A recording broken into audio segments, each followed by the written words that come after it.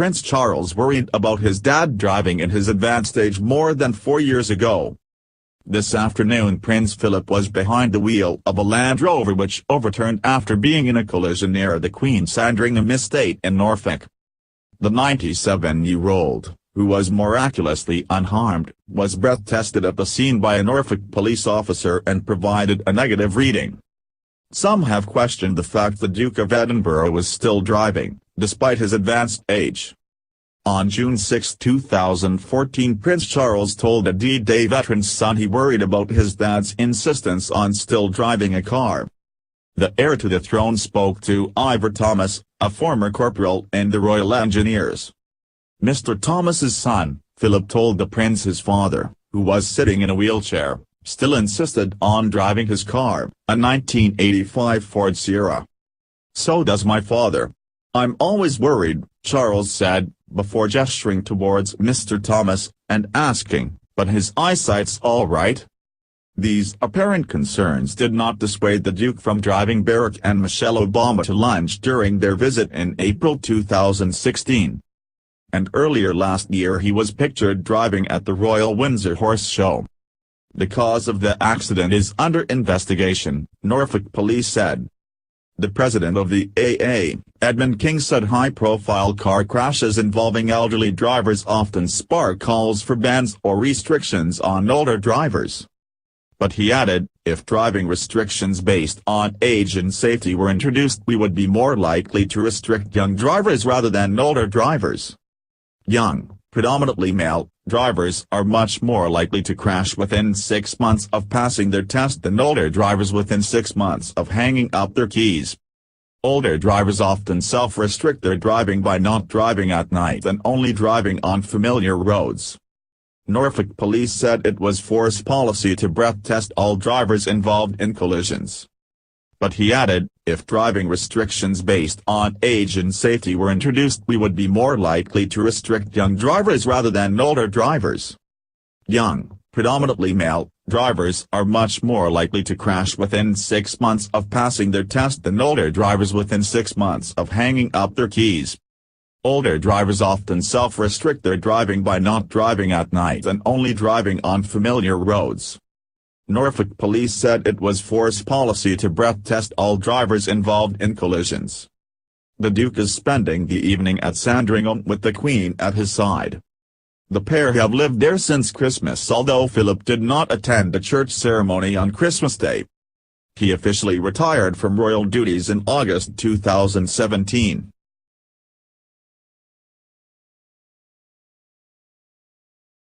Prince William had terrible fights with Camilla's daughter Laura Parker Bowles, reveals a royal biographer.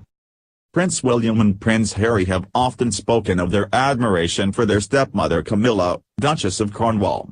In Prince Charles' 70th birthday pictures, released last November, they appear as a happy and united extended family. However, when the princes first met the Parker Bowles family in 1998, there was a difficult transition period for everyone, including Camilla's daughter Laura. Royal author Katie Nicholl, in her 2010 book Harry and William, takes a look at life for the young princes behind the scenes. She reveals, William and Laura used to have terrible fights over who was to blame for their broken homes. Nicholl reports how a family friend said, William would blame Camilla for all the hurt she had caused his mother, which would send Laura into a rage. Laura was not having any of it. She would take a hard line and fire back at William, "Your father has ruined my life." Nicholl writes how Laura and her brother Tom had been teased mercilessly at school over their mother's relationship with Prince Charles. She adds, when Charles telephoned Camilla at the family home in Wiltshire, Laura would pick up an extension and shout down the receiver, "Why don't you stop calling Mummy and leave our family alone?" She couldn't care less that it was the Prince of Wales. She blamed him for breaking up her parents' marriage and was not afraid to tell William so. However, as they grew up, the step-siblings were able to forge a warmer relationship. Nicholl writes, when they stopped blaming one another's parents and let go of their painful pasts, Laura and William got along well. Charles first met Camilla in the 1970s and was immediately enchanted by her. However, their worlds failed to collide and Camilla married Andrew Parker Bowles while Charles wed Lady Diana Spencer in 1981. Nevertheless, their love affair is said to have restarted in 1986, with Charles later confessing his infidelity to biographer Jonathan Dimbleby in 1994. Charles and Diana officially split in 1992, before finalizing their divorce in 1996. The Prince of Wales eventually married Camilla in 2005, 8 years after Diana's tragic death in a Paris car accident.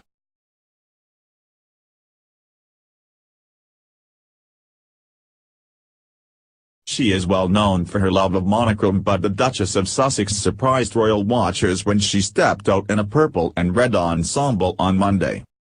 Pregnant Meghan, 37, made a departure from her more subtle wardrobe, attending her engagement in Birkenhead wearing a bright red coat from Canadian brand Sandringham. And adding yet another pop of colour, the mother-to-be opted for a purple dress from Babbitt & Vierata's dress and a pair of court shoes in the same shade as her coat. Eagle-eyed royal fans have pointed out that the colour palette was one favoured by her late mother-in-law, Diana, Princess of Wales. People points out that Prince Harry's mother had adopted the unusual colour combination on more than one occasion, first back in 1988. The late royal wore a one-shouldered scarlet ball gown with the violet sash to a state dinner in Thailand that year. And just 1 year on, Diana flaunted the colour combination once again during a state visit to Hong Kong. The ensemble saw the mother of two pair a purple skirt with matching shoes and hat, featuring a red ribbon, and then a crop jacket in a scarlet shade. And she returned to bright look once more, wearing the very same outfit sans hat during her iconic visit to the Taj Mahal, where she posed solo for photos in 1992. It seems that Meghan was inspired by her mother-in-law's love of red colours for her engagement on Monday. The Duchess of Sussex relied on an old favourite when it came to the designer, opting for a red version of the Sandringham coat she had worn to her first Sandringham Christmas back in 2017. She also owns a camel version of the £1,085 coat from the Canadian brand, which she was able to tie at the waist during her first royal Christmas. However, with her baby bump now bigger than ever, the former actress wore the scarlet version open, allowing her purple Babbitt & Vierata's dress to peek through. Meghan completed her ensemble today with a pair of rouge stiletto court shoes and could be seen carrying a tan leather bag costing £1,695 by Gabriella Hearst. The Uruguay-based designer describes herself as creating honest luxury, taking ethics and key values into consideration while designing her bags. When it came to her hair, the mother-to-be relied on her signature low bun for a busy day of engagements in the town of Birkenhead.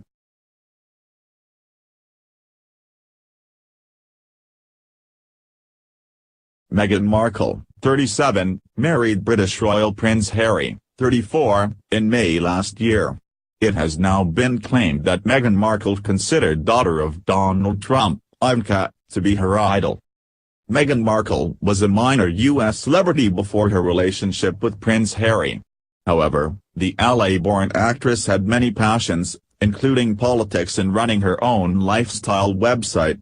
Now an author has claimed Ivanka Trump was one of her idols. But, the actress has been vocal about her dislike of Ivanka's father, Donald Trump. Meghan told InStyle in 2015, "I love Ivanka Trump. I love what she's done with her company.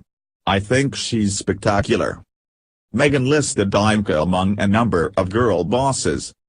In his book Meghan, a Hollywood princess, Andrew Morton said, before Donald Trump entered the race for the presidency, one of Meghan's female idols was businesswoman Ivanka Trump, who had her own jewelry and clothing line. Ivanka is now employed as an advisor to her father at the White House. Prior to this, the former model created and ran her own brand, Ivanka Trump Fine Jewelry.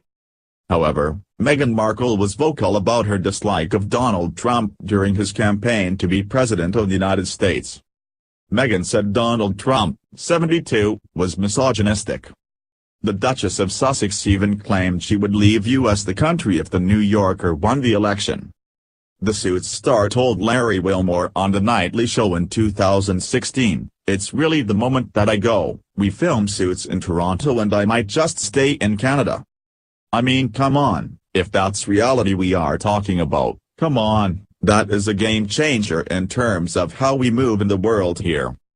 She also called Donald Trump divisive, especially for female voters, adding, I think it was in 2012, the Republican Party lost the female vote by 12 points.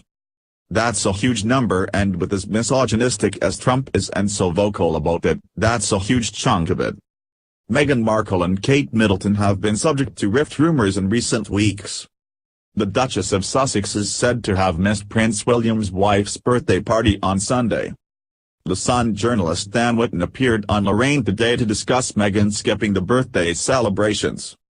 He told the Scottish host, "Lots of people are saying that is a bit odd." The Daily Mail reported Kate Middleton's birthday celebrations took the form of lunch at Anmer Hall, her country residence in Norfolk.